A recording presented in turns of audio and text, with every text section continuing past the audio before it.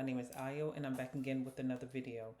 So today we're going to be going over best questions. So like I said on my other video, if I talk too fast, this is a gentle reminder to reduce the speed. YouTube has that option. So let's just get right into it. So best questions.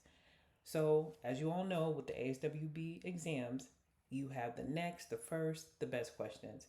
And today we're going to be talking about what the best questions are looking for, mindset, goals, thing to avoid, and common actions that take place when we are doing best questions.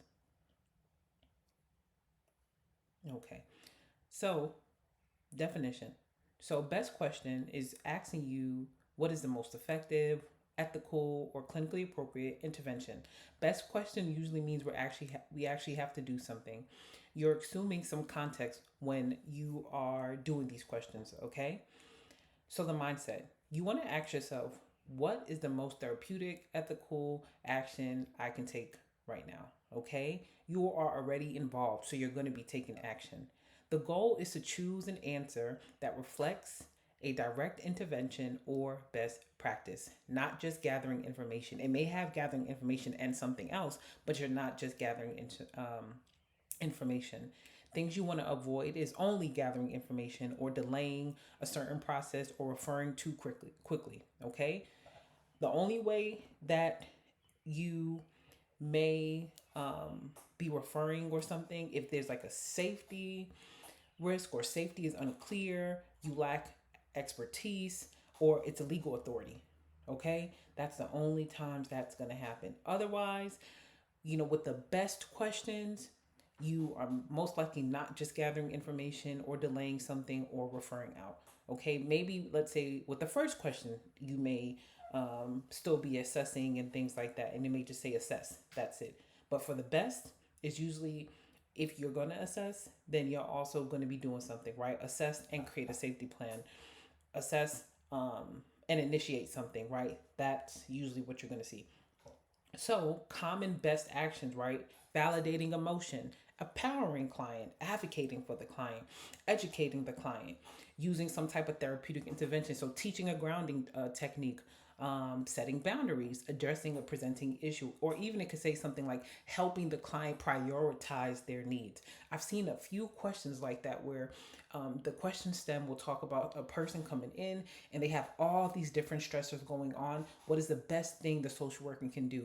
You're most likely the answer is going to be helping them prioritize their needs, right? If they have so many things going on, the best thing you can do is help them prioritize their needs so that way you know where to start. If they have all these different stresses, it can be really difficult trying to tackle all of them at the same time. So the best thing you're probably going to have to do is help them prioritize their needs. Yes. So I hope this made sense. I know this is really quick on how I'm going over the best questions, but in my personal opinion, this is the best way to look at it. If you remember that when you're doing the best questions, it's usually an intervention. It's going to help you pick out the answer. Yeah. So now we're going to practice what we just learned. So a patient with borderline personality disorder begins calling the social worker after hours, sending frequent emotional emails. The social worker has already reviewed boundaries in previous sessions. What's the best response? So are we going to ignore the emails to extinguish the behavior? Are we going to reinforce the previously established boundaries during session? Are we going to terminate services due to the lack of compliance? Or are we going to respond briefly to the email and then validate the patient's feeling? So what would be the best course of action here? You're working with the client who has BPD. They are emailing you, texting you after hours. What's the best thing to do? So remember, we're looking for something that's an intervention. We're trying to uphold boundaries. So what's the best thing that we can do here? So the best thing would be B. We are going to reinforce the previously established boundaries during session. Reinforcing the boundaries during session is best way to maintain structure, and if you work with people who have BPD, structure, boundaries is super, super, super important, especially if you're doing DBT. So you're going to reinforce in the session. You're doing it because you want to maintain structure while still engaging the patient therapeutically. Ignoring may escalate dysregulation. Terminating is very premature. This is something that happens if you sometimes work with this population. People may do that, in not even just people with BPD, people in general. Sometimes if you feel overwhelmed and dysregulated, you want to text and email your therapist. So sometimes you don't even have to have BPD to do that. And emailing back to validate them, it may blur the lines and it may not help you reestablish those boundaries. Doing it in a section, right? You are standing on the boundary that you set, and then also addressing it with that person, communicating to them why it's important and why this is there, and letting them know that those kind of things are not going to be addressed outside of session. So that is why B is the correct answer. Next session. Next session. A newly immigrated family seeks services but experiences mistrust about therapy, reluctance to share personal details. What is the best way for the social worker to respond? So, is it to encourage the family to disclose only what they are comfortable with? Explain that therapy is confidential and they must open up? Validate their hesitation and explore cultural beliefs around mental health? Or refer them to a therapist from their cultural background? So, in this situation, what would be the best way for the social worker to respond? So, I'll give you a second. So, the best way for the social worker to respond would be C. It would be to validate their hesitation, right? Acknowledging that, validating that, and exploring cultural beliefs around mental health. It says here in the question stem that the family is reluctant, they have mistrust. So, validating them, right? Acknowledging, like, yeah, I get that. I can understand why you may be not really trust me. You don't know me, right? And then exploring to them, when it comes to therapy, what are your thoughts about that? What are your cultural beliefs, or, when you view therapy, what do you think about it? What is your understanding of therapy? Things like that. That's the best way to respond to this. If you were to,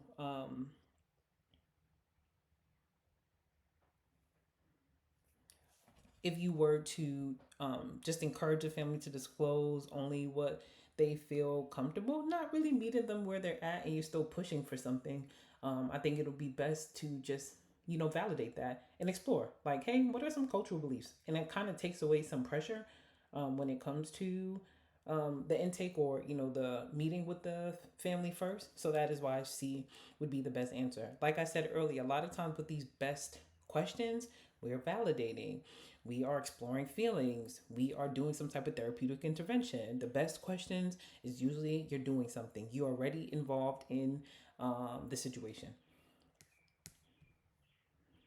So next, a social worker notices bruises on a 9-year-old student's arm.